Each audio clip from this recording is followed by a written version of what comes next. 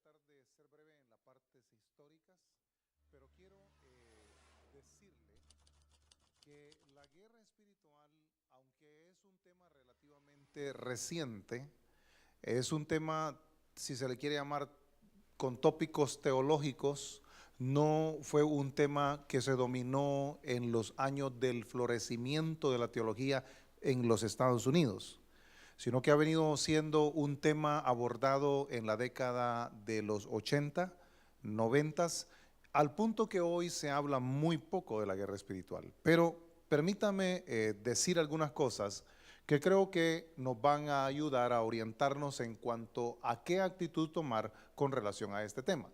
Porque independientemente si el tema es popular, fue popular o no es popular, independientemente de eso, lo que la experiencia nos dice es que sí hay elementos bíblicos dentro de la guerra espiritual que equipan al creyente para poder hacerle frente a las acechanzas del diablo.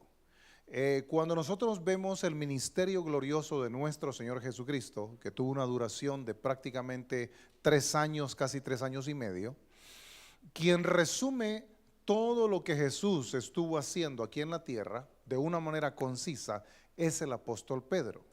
Vaya por favor conmigo al capítulo 10 del libro de los Hechos y vamos a ver qué es lo que Pedro dijo o declaró de lo que él experimentó, vivió y observó en la vida y ministerio de nuestro Señor Jesucristo. Hechos capítulo 10.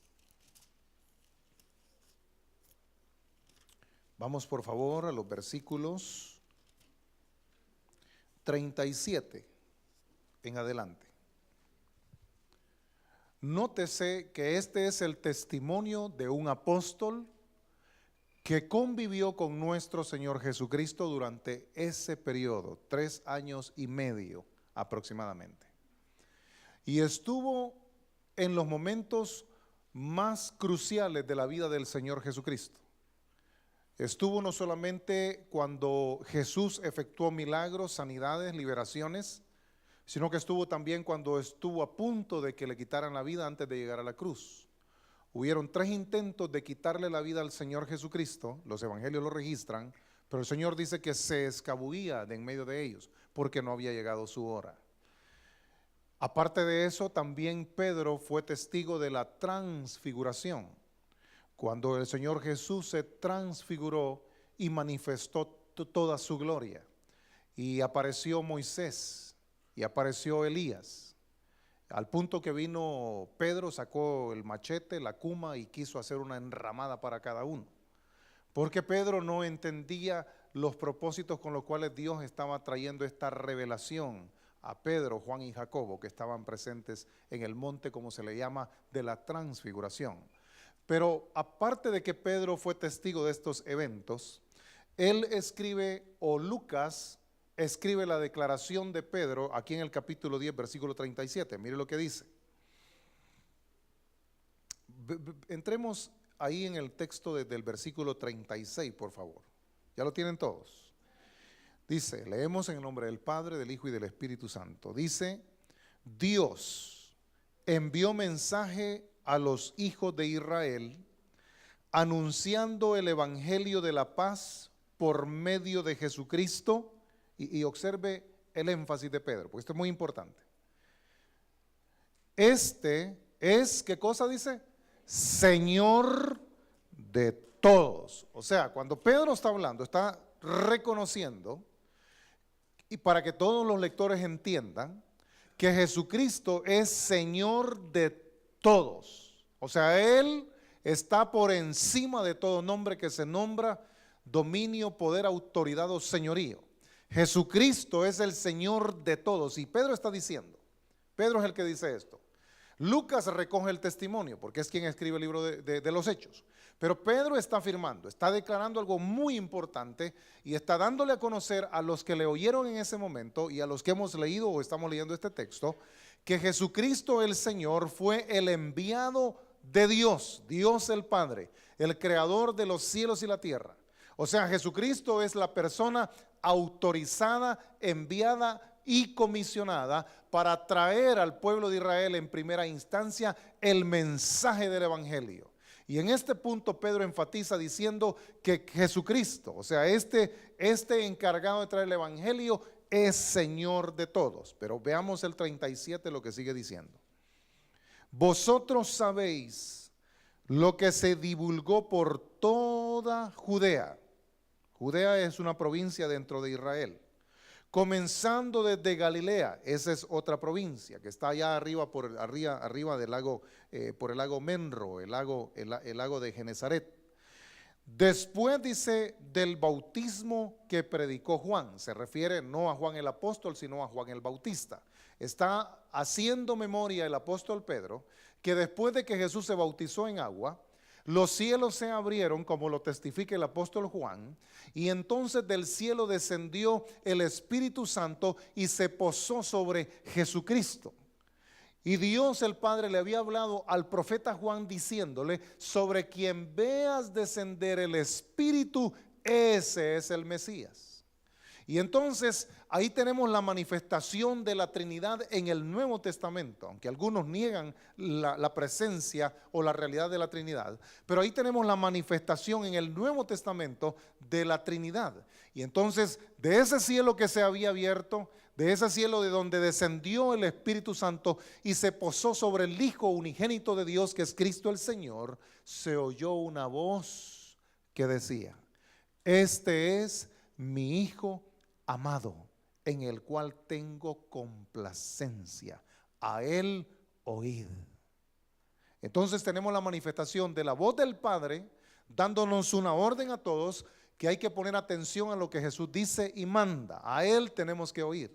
Y tenemos el testimonio del Espíritu Santo posándose sobre Jesús. Y entonces Pedro trae a la memoria este evento, porque ahí es donde Jesús, al emerger de las aguas, inaugura su ministerio público. Y entonces dice, versículo 38, y aquí viene el testimonio de Pedro, cómo Dios ungió.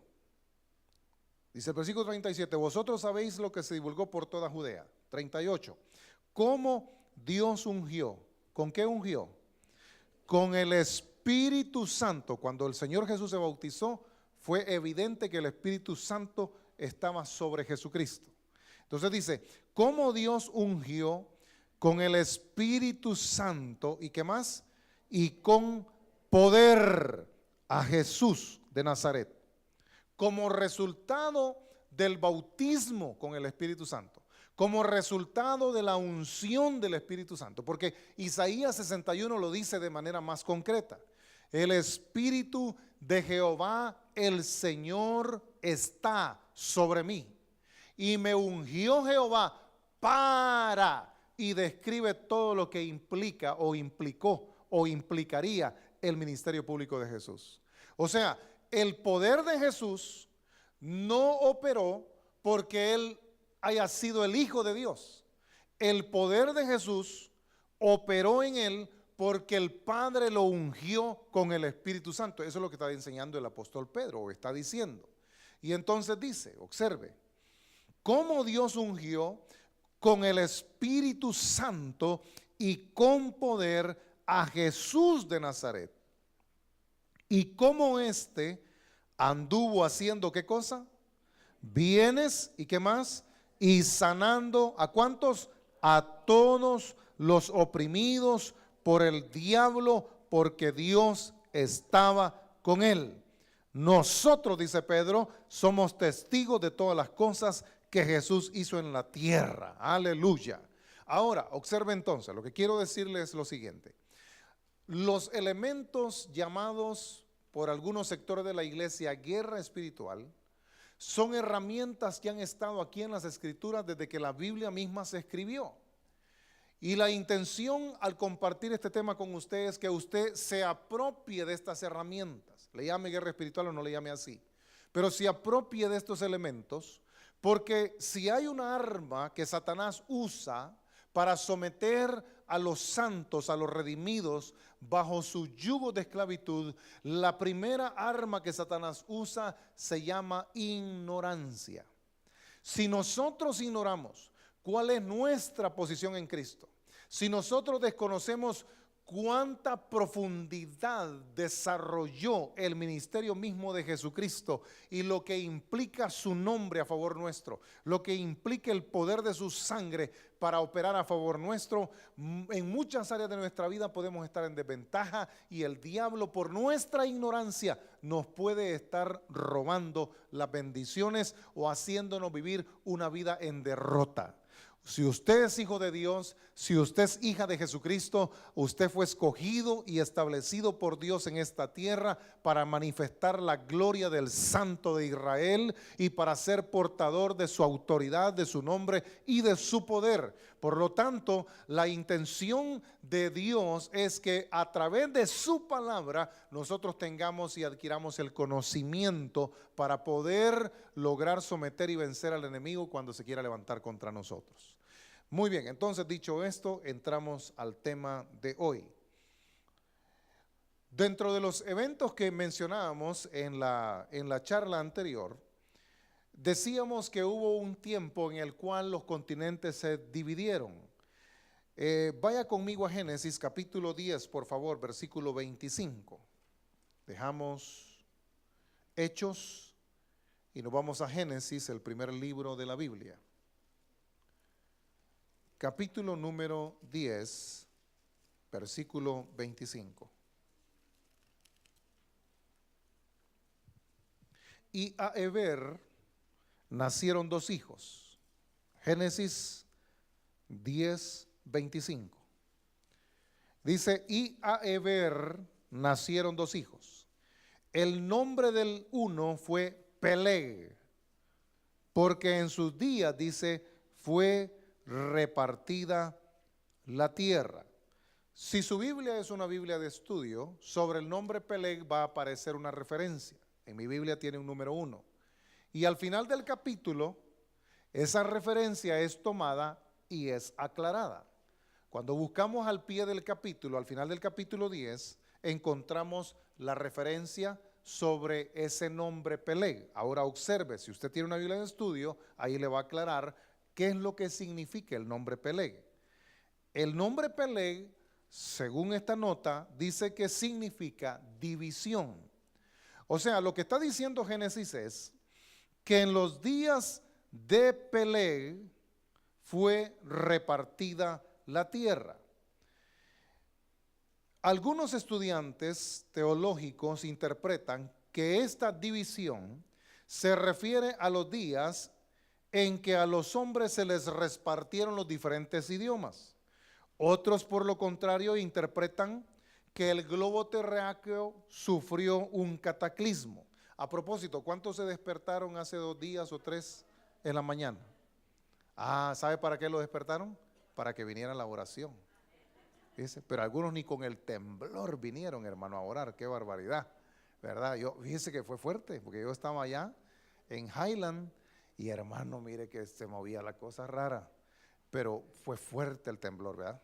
Fue casi un terremoto, pero gracias a Dios no hubieron daños.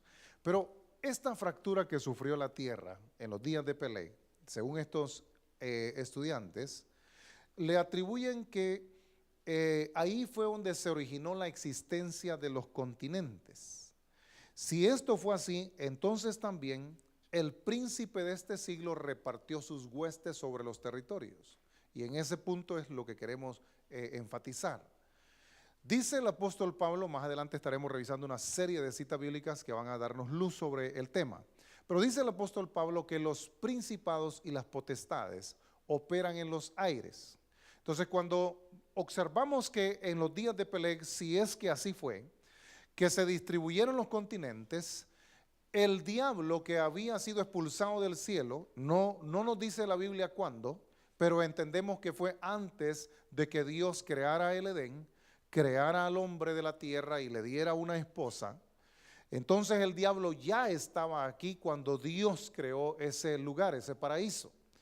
Y asimismo estaban con él todos los ángeles caídos que describe Isaías capítulo 14 y Ezequiel capítulo 28. Si usted quiere leer la caída de Satanás, usted puede ir a esos 2 pasajes que son Isaías 14 y es Ezequiel 28. Ahí le describen los profetas cómo fue ese evento.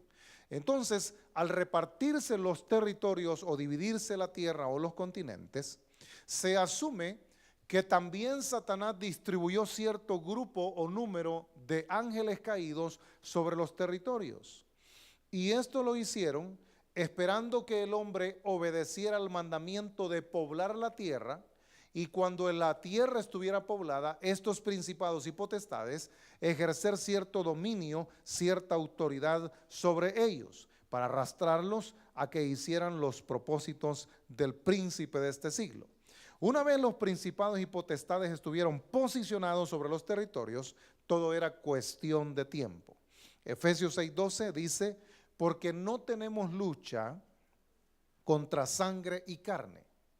Cuando entre nosotros hay conflictos, cuando en medio de una familia hay pleitos, hay disensiones, divisiones, cuando aún entre los jóvenes hay pleitos, hay cosas que son propias de la vida natural. Son cuestiones relacionadas con las emociones, los sentimientos. Son las formas en que interpretamos lo que vemos o lo que oímos y reaccionamos a eso. Algunas cosas son 100% naturales a la conducta humana propiamente dicha. Pero hay que reconocer que hay otras condiciones o estados en las personas que son el resultado de cierta influencia o operación demoníaca diabólica que los oprime.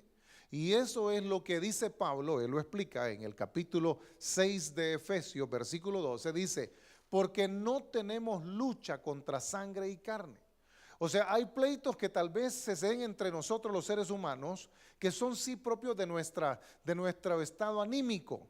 Pero hay otras cosas, dice Pablo, que vienen como resultado o consecuencia de una presión o injerencia ejercida por principados y potestades en las regiones celestes. Voy a leer el pasaje, el versículo completo. Dice: porque no tenemos lucha contra sangre y carne, sino contra, ¿qué dice? Principados, añade, contra potestades, contra los gobernadores de las tinieblas de este siglo. Escuche la declaración de Pablo: contra los gobernadores de las tinieblas de este siglo, de este sistema, de esta condición, de esta situación. Y dice: contra huestes espirituales de maldad en las regiones celestes. No voy a entrar por ahora en el punto de si un cristiano puede estar poseído, si un cristiano puede estar enchamucado, si un cristiano puede estar oprimido. No voy a entrar en ese punto. Si el tiempo nos lo permite, en las charlas futuras vamos a quizás tocar ese tema. Pero quiero más que todo traer a su imagen o información lo que la Escritura dice con relación a estos principados y potestades, porque no los podemos ignorar. Usted recuerda que hay un señor por ahí que dijeron que se había muerto, pero ahora dicen que está vivo, que no se murió. Allá en la Florida tiene él su centro de operaciones, que andaba predicando que la gente tenía que ponerse las 3 S, porque ya el Satanás estaba atado, estaba amarrado, estaba encadenado, no podía hacer nada.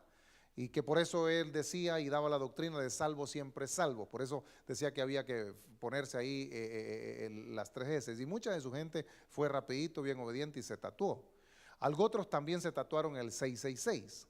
En fin, él tiene su idea y su interpretación y su manera. Pero el punto es que no le podemos creer a nadie que nos venga a decir que Satanás está atado o amarrado o inoperante, cuando el apóstol Pablo está diciendo que hay huestes espirituales de maldad en las regiones celestes, que el pleito no es contra seres humanos en realidad, sino que nosotros los creyentes tenemos una lucha espiritual con este tipo de personajes.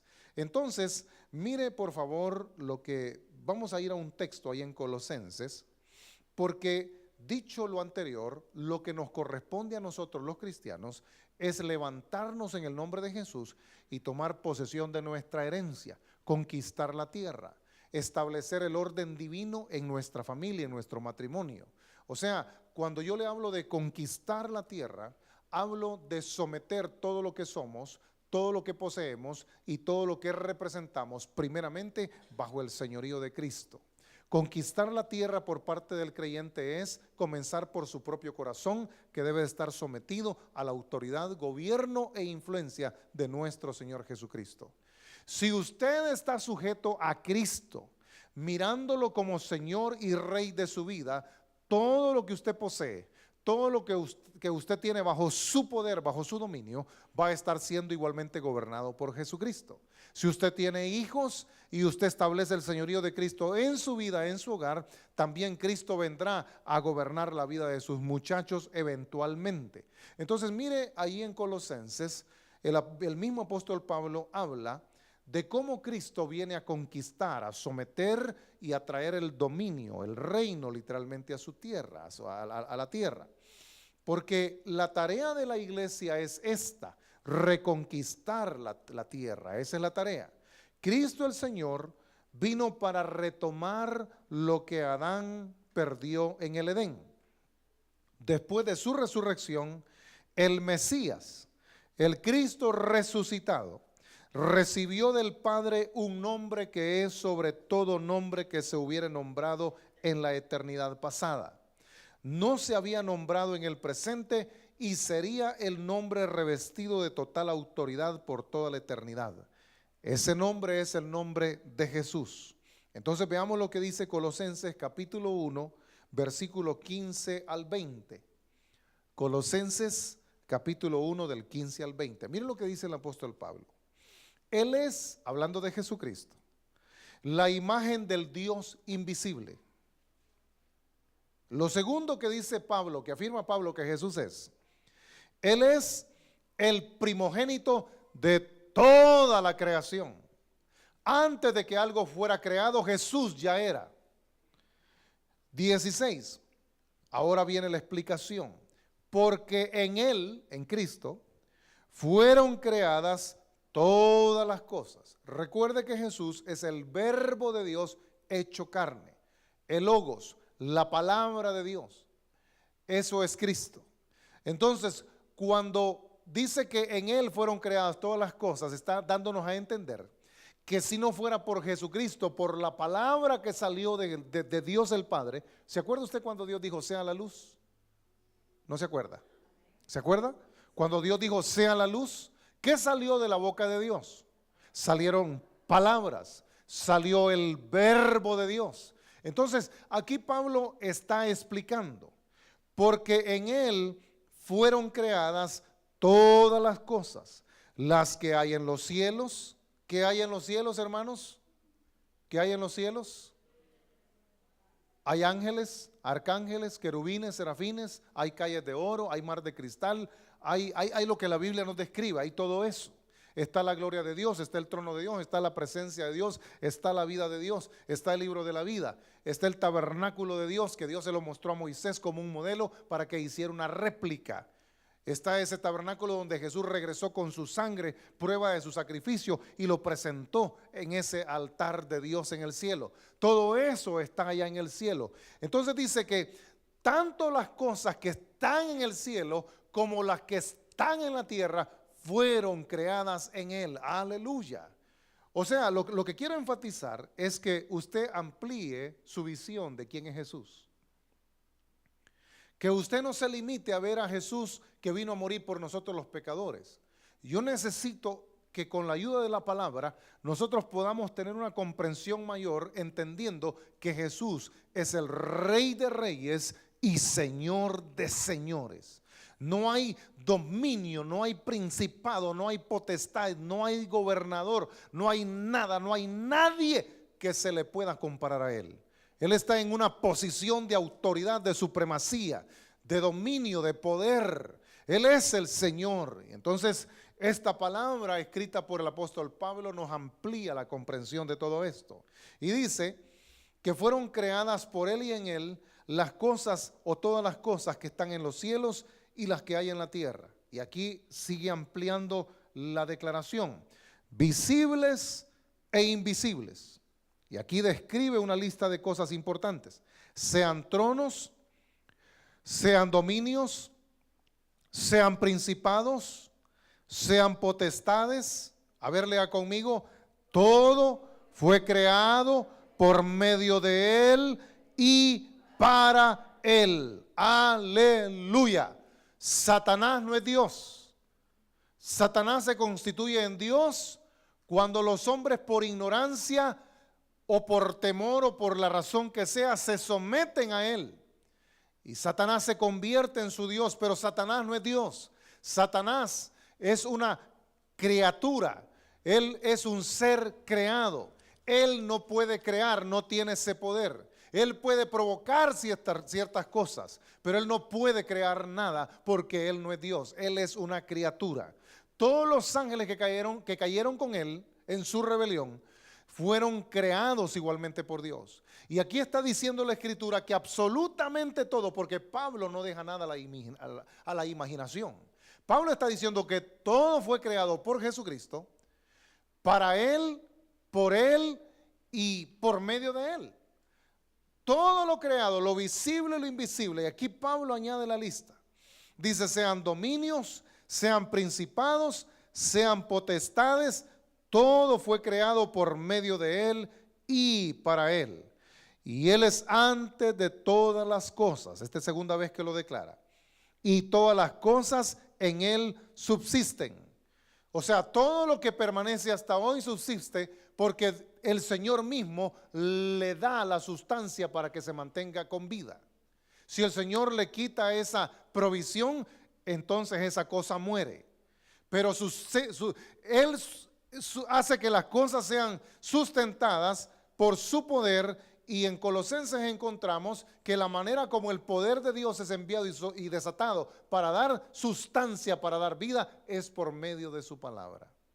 Por eso yo vuelvo a insistir, todo cristiano, todo creyente, necesita darle el lugar que le corresponde a la palabra de Dios. Nadie debe de menospreciar la palabra de Dios ni tenerla en poco. La palabra de Dios está revestida de la autoridad misma de Dios. Y esa palabra debe de ser atendida con esa comprensión o con esa disposición. Entonces sigue diciendo el apóstol Pablo en el versículo 18. Y Él es la cabeza del cuerpo que es la iglesia. El que es el principio, el primogénito de entre los muertos, para que en todo tenga la preeminencia. Por cuanto agradó al Padre que en Él habitase toda plenitud, y por medio de Él reconciliar consigo, ¿cuántas cosas? Todas las cosas. Así, escuche, las que están en la tierra como las que están en los cielos. Aleluya, solamente Cristo puede hacer eso. Haciendo la paz mediante ¿qué, hermanos? La sangre de su cruz, no nuestras obras. No tus limosnas, no nuestros diezmos, no nuestras ofrendas, no nuestro servicio a Dios. No, eso nada. La paz se pudo hacer por la gloriosa, bendita y sublime sangre que Jesús derramó en la cruz del Calvario. Cuando usted hace algo para el reino de los cielos, cuando usted aporta una contribución para el avance del evangelio, cuando usted hace algo a favor de la iglesia, dele la gloria a Dios. Porque las cosas se logran por medio de lo que Cristo ha hecho.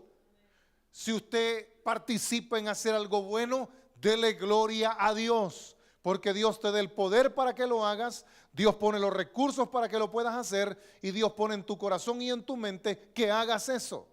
Él te hace partícipe.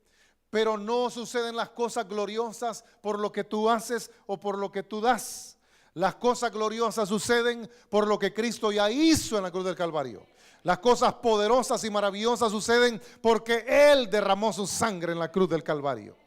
Nosotros solamente venimos a aportar aquello para lo cual Dios preparó de antemano. Él dice que Él preparó de antemano las buenas obras para que usted y yo andemos en ellas. Cuando usted hace una buena obra, ya Dios había preparado eso para que eso pasara. Usted nada más se lleva la bendición por haber obedecido y andar en ese camino.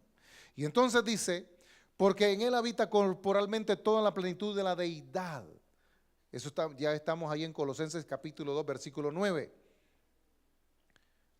Entonces dice el versículo 9, porque en Él, ¿de quién estamos hablando? De Jesucristo el Señor.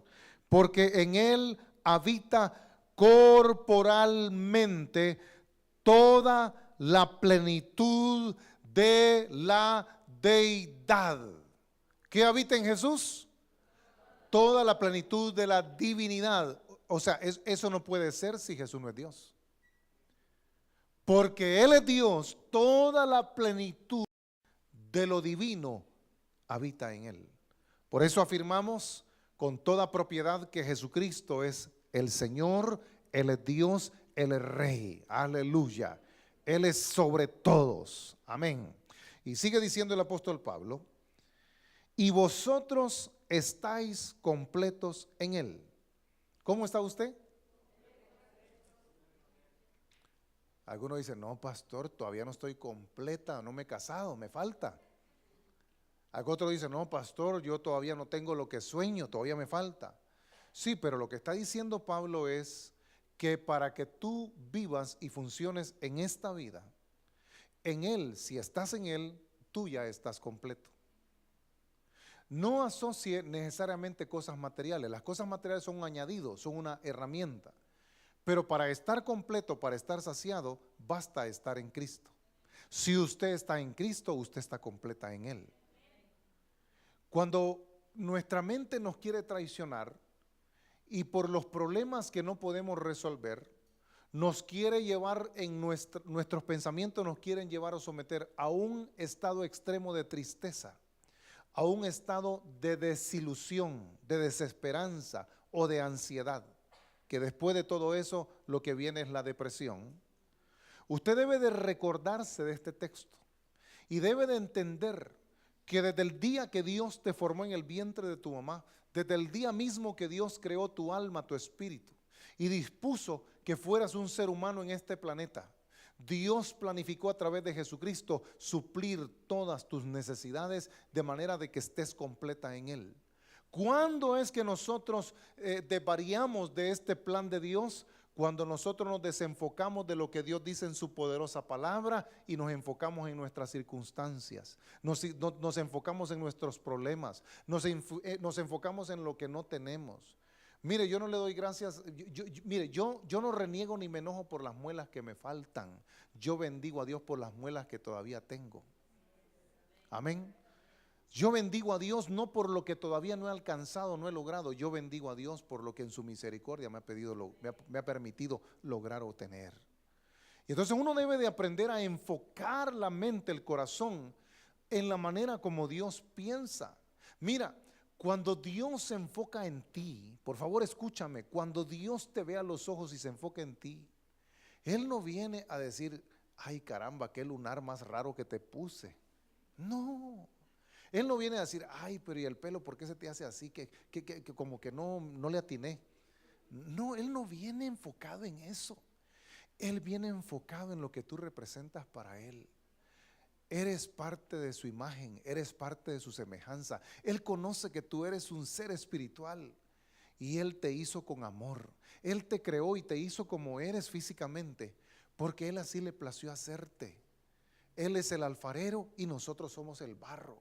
Debemos de sentirnos privilegiados de que Dios se tomó un tiempo para hacernos como Él quiso y debemos de aprender a estar contentos y a darle gracias. Cuando los pensamientos de desesperación, de abandono, de tristeza, de ansiedad quieren atacar tu mente, tú necesitas levantar la mirada, abrir las escrituras y hacer que esa palabra baje hasta lo profundo de tu corazón, de tu espíritu. Porque Pablo está diciendo por el Espíritu Santo que en Cristo estamos completos. ¿Te dejó Chepe Toño? Ay, deja tranquilo a Chepe Toño, ora por él que le vaya bonito, hombre. Pero si Cristo está contigo, con eso tienes. Que se fue fulano, que se vaya pues, ¿verdad? Que me dejó mengano, que te deje. Solo vigila que Jesús no te vaya a dejar. Amén.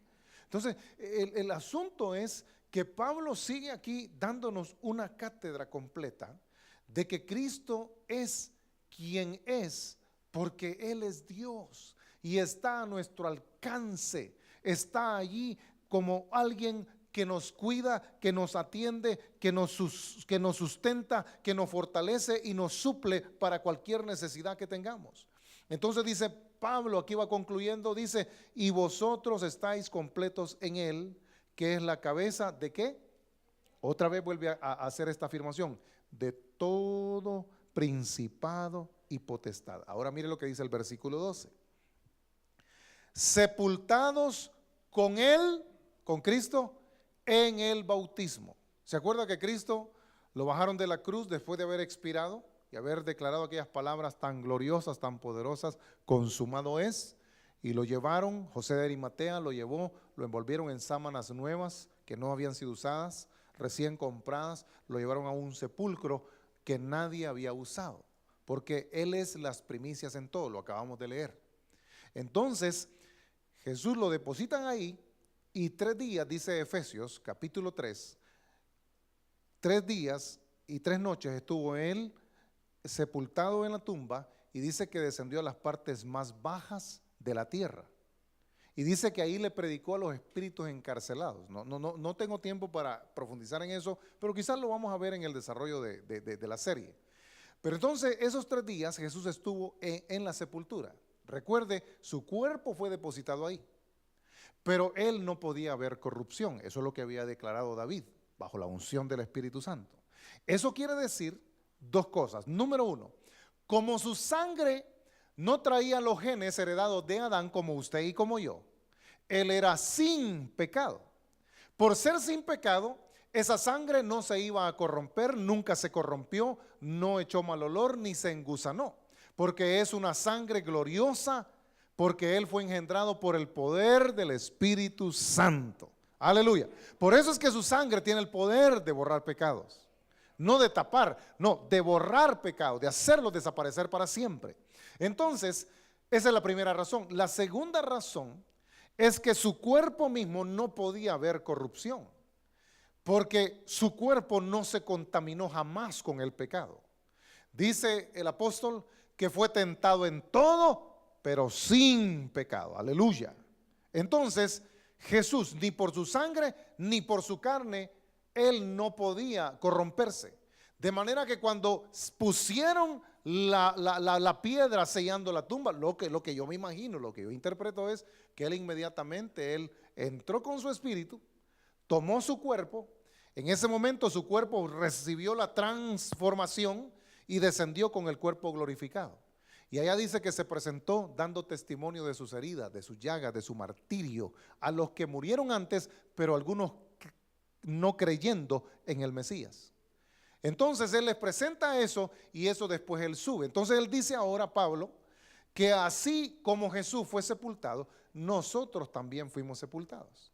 Ahora, si nosotros los cristianos nos bautizamos en agua, pero no entendemos, porque nadie nos enseña qué es el bautismo, no entendemos que la intención de bautizarnos en agua es hacer un acto simbólico, donde nosotros le decimos al Señor, le decimos al mundo, le decimos a Satanás, le decimos al pecado y a la misma iglesia, que por cuanto hemos decidido servir a Cristo y unirnos a Cristo, también hemos decidido morir al pecado, al mundo y a la carne.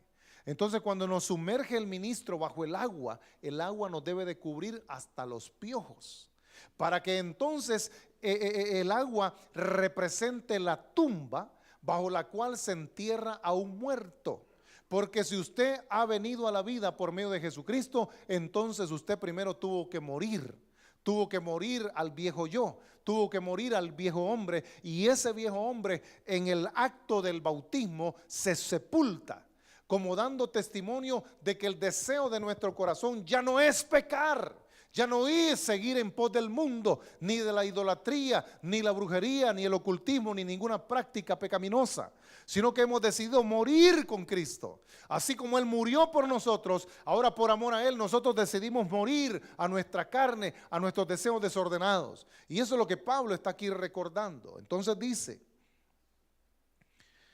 sepultados con Él en el bautismo, en el cual fuisteis también resucitados con Él. ¿Cuáles son las palabras que dice el ministro cuando la persona es bautizada?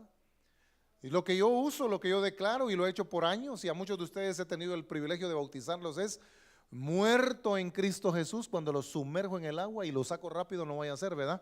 Y entonces rapidito lo saco y digo, resucitado a una nueva vida en Cristo Jesús. Porque ese es el simbolismo del bautismo. Entonces aquí Pablo está recordándonos ese acto. Muertos juntamente con Cristo fuimos sepultados y juntamente con Él también fuimos resucitados. ¿Mediante qué? La fe en el poder de Dios, no la fe en poder nuestro, porque no tenemos ninguno para esto, sino mediante la fe en el poder de Dios. Eso es lo que está diciendo Pablo, y aquí explica todavía un poquito más sobre el poder. Dice, mediante el poder de Dios que le levantó de los muertos. 13. Y a vosotros, escuche de nuevo, estando muertos, ¿en qué? En pecados y en la incircuncisión de vuestra carne. No teníamos el Espíritu de Dios. Os dio vida juntamente con Él. ¿De qué manera? Perdonándonos. ¿Cuántos? Todos los pecados. ¿Y qué más hizo? 14.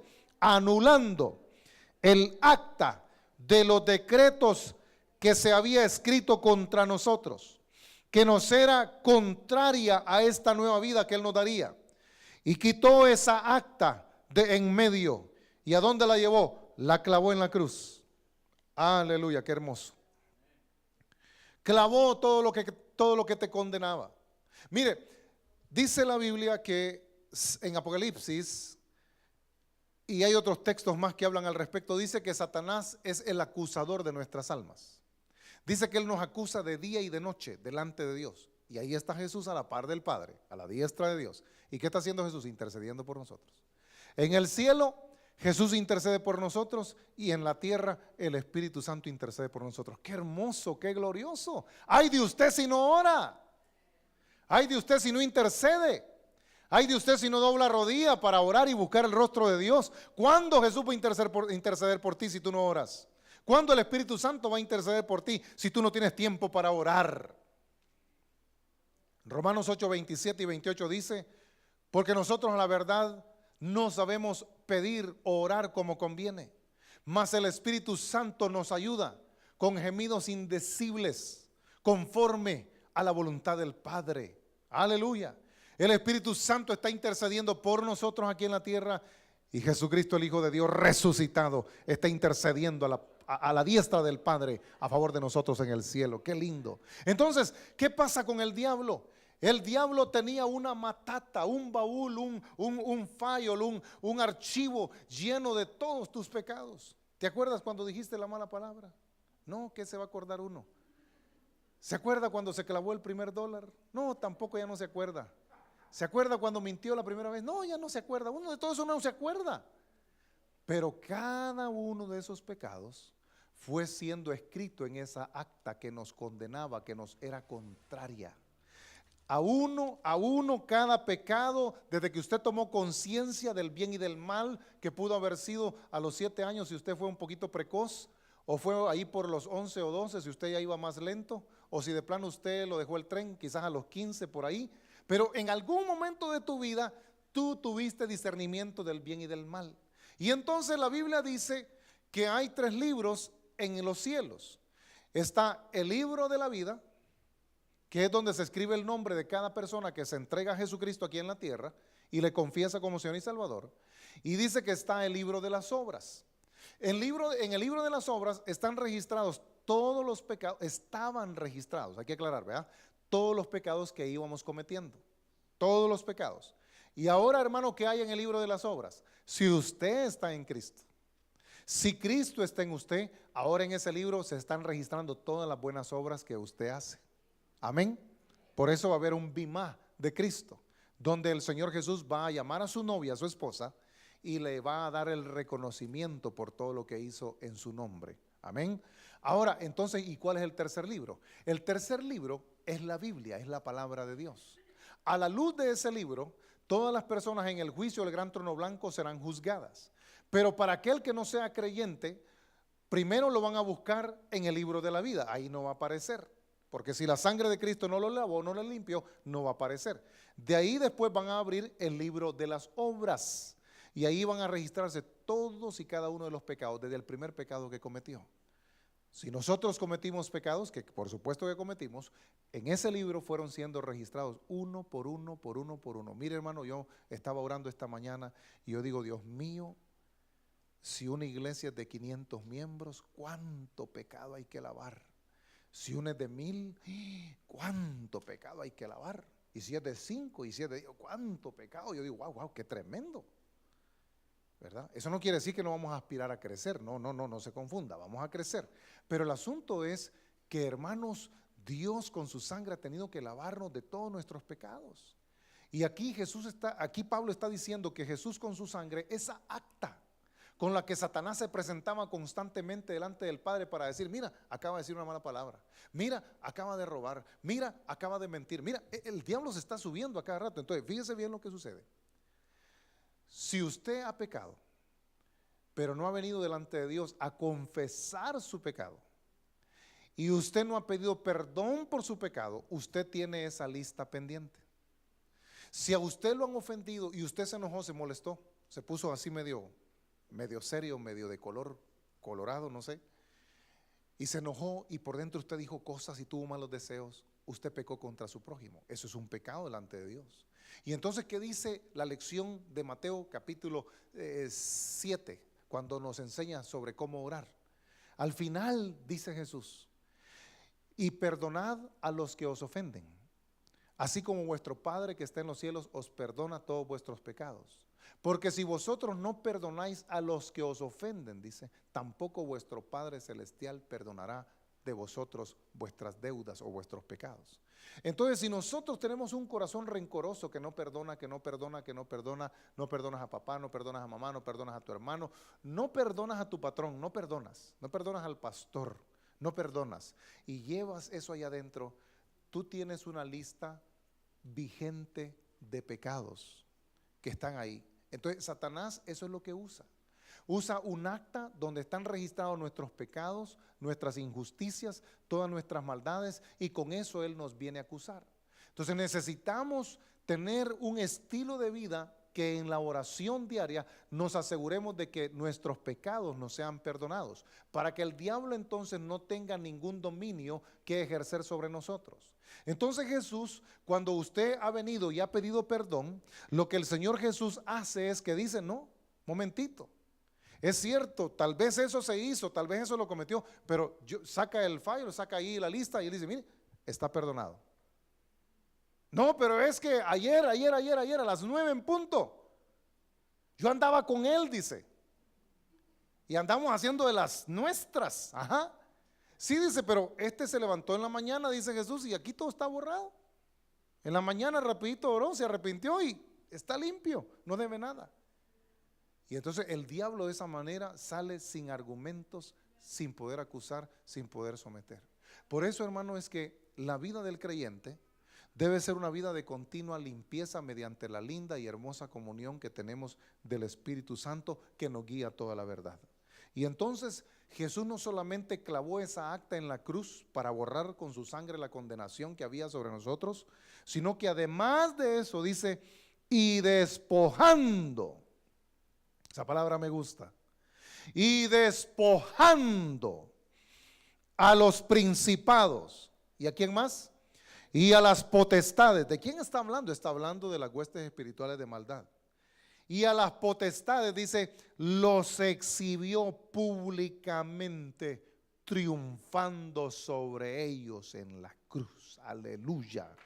La pregunta es, gloria a Dios, la pregunta es, ¿de qué los despojó? ¿De qué los despojó? No los despojó del acta. O si los despojó, pues ya dijo, el acta la clavó en la cruz. ¿Pero de qué los despojó? Los despojó de la autoridad que el diablo usurpó cuando engañó a Adán y a Eva y los hizo a los hombres rebelarse contra Dios. La rebelión, o si usted le quiere quitar la palabra rebelión porque le suena muy fuerte, entonces póngale la desobediencia de Adán y Eva, autorizaron a Satanás para robar aquella gloriosa autoridad que Dios les había dado a ellos en la tierra. ¿Usted recuerda la autoridad que Dios le había dado a Adán y Eva? Mire, vaya conmigo a Génesis, por favor.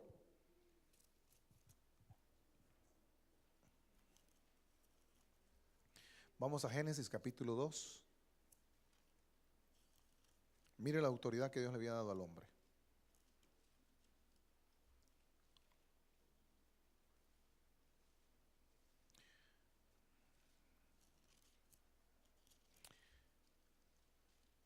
Fíjese, en el capítulo 1, antes del 2, versículo 26. Entonces dijo Dios, Génesis 1, 26. Cuando lo tenga, dígame amén, para poderlo leer.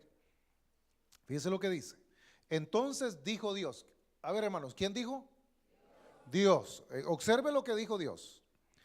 Hagamos al hombre a nuestra imagen. Conforme a qué dice, a nuestra imagen. Observe que no dice Dios, voy a hacer al hombre a mi imagen, no.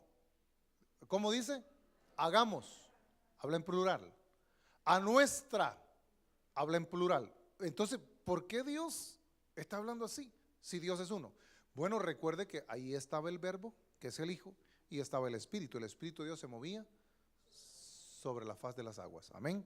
Entonces está hablando la Trinidad, y la Trinidad está decidiendo hacer al hombre. Entonces dice, y señoree, veamos la lista, aquí viene la autoridad que Dios le dio al hombre, observe, y señoree quiere decir gobierne, domine, tenga la preeminencia, y señoree sobre los peces del mar, y señoree sobre las aves de los cielos, y señoree sobre las bestias de toda la tierra, y señoree en todo animal que se arrastra sobre la tierra.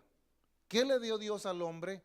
Le dio autoridad, le dio poder, le dio gobierno o potestad para gobernar. Cuando Satanás hizo caer a Adán y Eva, Satanás les quitó, les arrebató esas llaves, esa autoridad, ese dominio, esa potestad. Por eso es que Satanás, con ese poder usurpado, se constituyó en el príncipe de este siglo o en el príncipe de este sistema. Y entonces en el capítulo 2, déjeme ir allá también a la referencia, por favor. Aquí estamos, capítulo 2. Y no, bueno, ahí dejémoslo. Ahí yo creo que eso ilustra lo que queremos enfatizar. Mire, dice el versículo 28.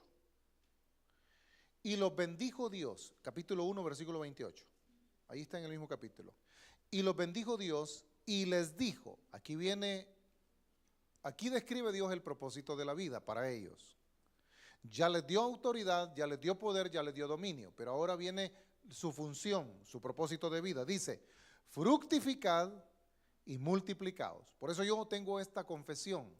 Todos los hijos de Dios hemos sido llamados por Dios para ser gente productiva, gente fructífera, no estéril. Y no hablo de la esterilidad física, hablo de ser gente que produce cosas que dan gloria al Señor. Y dice, llenad la tierra y sojuzgadla y señoread. De nuevo les dice, en los peces del mar, en las aves de los cielos y en todas las bestias que se mueven sobre la tierra. Ahora mire el 29. Y dijo Dios, he aquí, os he dado toda planta que da semilla y que está sobre la tierra, y todo árbol en que hay fruto y que da semilla, os serán para comer, y toda bestia de la tierra y todas las aves de los cielos, y a todo lo que se arrastra sobre la tierra y en que hay vida, toda planta verde le será para comer. Y fue así, y vio Dios lo que había hecho, y he aquí que era bueno en gran manera, y fue la tarde y la mañana el día sexto. ¿Qué le había dado Dios al hombre? Le había dado poder, autoridad y provisión y sustento. Y Dios vio que era bueno. Dios le dio al hombre esa potestad y el diablo se la arrebató. Estos principados y potestades apostados alrededor de los continentes, pueblos y ciudades hacen un esfuerzo constante para impedir el avance del evangelio. Tratan de forma sistemática evitar que los incrédulos se conviertan. Segunda de Corintios, capítulo 4, verso 3 al 4, se lo leo yo, dice: pero si nuestro evangelio está aún encubierto, entre los que se pierden está encubierto, en los cuales el Dios, con D minúscula, de este siglo cegó el entendimiento de los incrédulos, para que no les resplandezca la luz del evangelio de la gloria de Cristo, el cual es la imagen de Dios. Y que los creyentes, esta es la estrategia de estos principados, y que los creyentes que ya fueron plantados en las iglesias locales abandonen su fe y salgan de la iglesia que es el cuerpo de Cristo. Primera de Timoteo 4 del 1 al 2, yo también se lo leo. Pero el Espíritu dice claramente, Espíritu con E mayúscula es el Espíritu Santo. Pero el Espíritu dice claramente que en los postreros tiempos algunos apostatarán de la fe. Hasta la lengua traba, ¿verdad? Algunos apostatarán de la fe, escuchando a qué, hermanos. No sé si tienen el texto. Escuchando a qué dice, a espíritus engañadores. Ojo y oído, hermanos. Con esto estoy ya concluyendo. Ojo y oído. Dice que algunos, o sea, algunos que ya creyeron, esto es lo que dice el Espíritu Santo, que en los postreros tiempos, nosotros somos una generación que está viviendo en los tiempos finales, los postreros tiempos. Dice que algunos, no todos, pero algunos, dice, apostatarán, abandonarán la fe. ¿Y por qué van a abandonar la fe? Porque mire lo que van a hacer, el error que van a cometer. Dice que escuchando a espíritus engañadores. ¿Y qué más? Y a doctrinas, ¿de qué, hermanos? De demonios. Oiga, ponga atención, iglesia. Oyendo dice a espíritus engañadores y a doctrinas de demonios. Dígame, ¿es importante el estudio de las Escrituras? ¿Es importante el estudio bíblico o no es importante? Usted tiene que cambiar en su agenda el ritmo de vida espiritual que está llevando, porque los días, hermanos queridos, están siendo más y más críticos, más difíciles. Mire, una persona que se aparta de la iglesia, que deja de tener comunión con gente cristiana, que deja de tener comunión con gente piadosa, que deja de tener comunión con gente que maneja los principios de la palabra, eventualmente se va enfriando de las cosas espirituales y eventualmente comienza a tener relación con otras personas, porque usted es un ser social. Y si esas personas no invocan el nombre del Señor, no temen a Dios ni lo conocen, tarde que temprano a usted lo van a arrastrar con sus costumbres, con sus hábitos. Lo van a invitar a sus ágapes, a sus agendas. Y usted cuando menos sienta, al haberse alejado de la iglesia y no tener comunión con los santos, usted va a tener un lenguaje que ya no va a ser el lenguaje cristiano. De repente los valores y principios con los que usted se estuvo gobernando mientras fue parte de una iglesia van a empezar a caerse por el suelo y usted va a empezar a adoptar nuevas maneras de vida y una nueva filosofía lo va a gobernar. Cuando haya pasado 1, 2, 3 años, usted ya no le va a quedar casi ni sombra de que es cristiano. Pero el peligro es que usted en su mente va a seguir pensando que sí es. ¿Me estoy explicando? Y entonces dice aquí el apóstol Pablo, dice, el Espíritu dice claramente que en los postreros tiempos algunos apostatarán de la fe, renunciarán, abandonarán la fe. ¿Y por qué lo van a hacer? Porque van a poner oído, escuchando a espíritus engañadores y a doctrinas de demonios. Versículo 2, atención. Por la hipocresía de mentirosos que, porque mire, si alguien practica la mentira en la iglesia, oh hermano, usted tiene que salir de esa condición. Porque dice que algunos, dice, que practican la mentira, tienen cauterizada la conciencia y van a establecer no la palabra, sino van a empezar a dar mandamientos de hombres o doctrinas de hombres, como ha sucedido en muchas denominaciones, que no se rigen por la palabra solamente, sino que tienen otros agregados. Y que no te cortes el pelo, y que no puedes usar esto, y que no te puedes poner aquí, que no puedes hacer allá.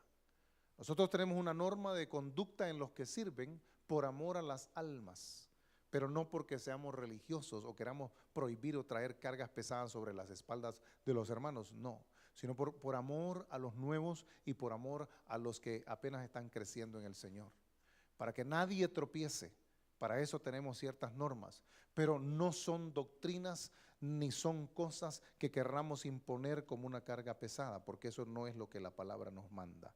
Y entonces dice que cuando la gente comienza a seguir mandamientos de hombres, dice, hasta prohibirán casarse y mandarán a abstenerse de alimentos que Dios creó para que con acción de gracias participasen de ellos los creyentes y los que han conocido la verdad. ¿Qué le pasó al cuerpo de Cristo? El cuerpo de Cristo, hermanos, fue sacrificado, fue sepultado, y Dios con el poder del Espíritu lo resucitó y lo revistió de gloria, de majestad y poder, y sentó a la diestra del Padre. O sea que Jesús regresó a su lugar original, el cielo. Entonces, para no dejarnos huérfanos, envió al Espíritu Santo. El Espíritu Santo es el encargado, número 1, de enseñarnos todas las cosas. Número 2, es el encargado de guiarnos a toda la verdad. Y número 3, es el encargado de revelarnos las estrategias del Padre y del Hijo para que establezcamos aquí en la tierra el reino de los cielos. Amados hermanos, Cristo es el Señor, Cristo es Dios, Cristo es Rey y Él gobierna sobre todo principado, potestad y nombre que se nombra. Usted lo que necesita para que el diablo no tome ventaja sobre su vida, sobre su finanza, sobre su salud, sobre su familia, sobre sus hijos, sobre sus bienes, sobre sus negocios, es estar seguro de que usted está en Cristo. Si usted está en Cristo, dice la Escritura que en Cristo usted está completo.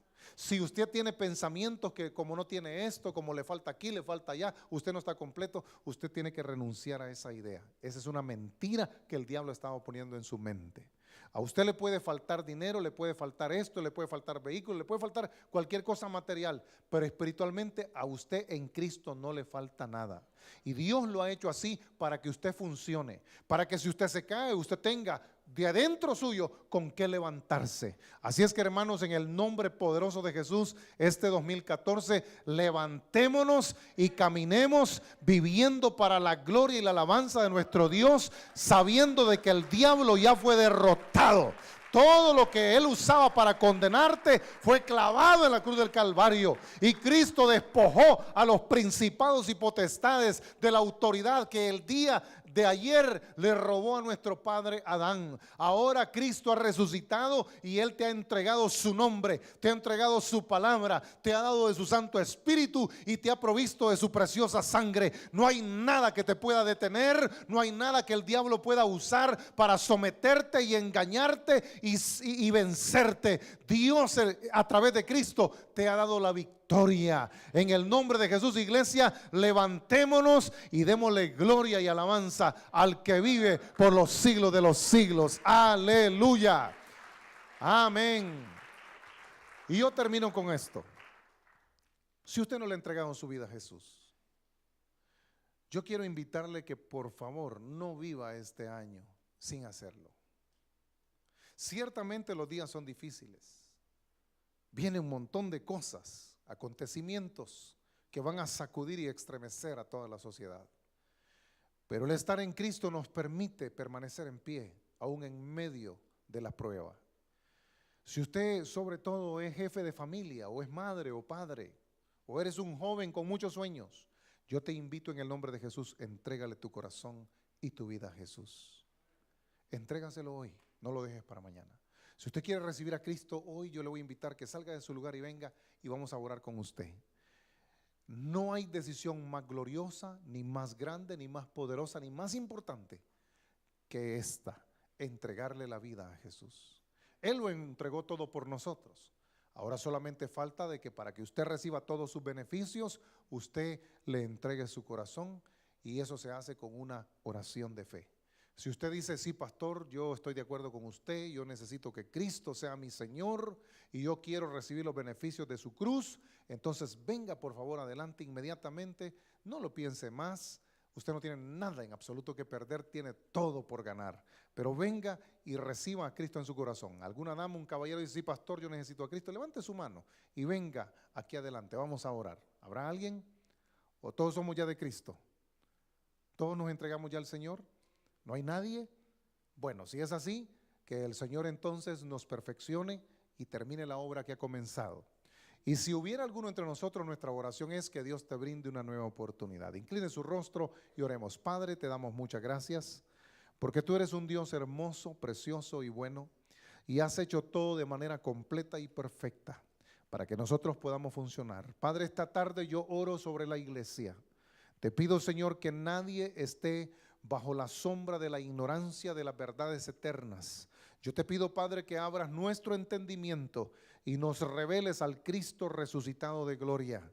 Que podamos conocerle, Señor, que podamos aprender a permanecer en Él, a vivir por Él y con Él, y que podamos con nuestra vida, Señor, honrarte y glorificarte. Póngase por favor de pie y diga conmigo: Padre Celestial, en esta hora yo renuncio, diga conmigo, yo renuncio a Satanás, yo renuncio al mundo, yo renuncio a toda idolatría, yo renuncio a todo vicio, yo renuncio a todo pecado. Padre, yo me arrepiento de todas las puertas que abría el enemigo en el pasado, pero hoy en el nombre de Jesús yo renuncio al diablo y al infierno, y en el nombre de Jesús me santifico, me consagro y determino mi vida, Señor, para vivir todo este año y los años que me des de vida, para vivirlos para tu gloria y para tu alabanza. Te doy las gracias, Dios Todopoderoso, por tu amor, por tu fidelidad y tu cuidado. Gracias, Señor, por darme la vida eterna en Cristo Jesús, mi Señor y Salvador. Amén y amén. Aleluya, gloria a Dios.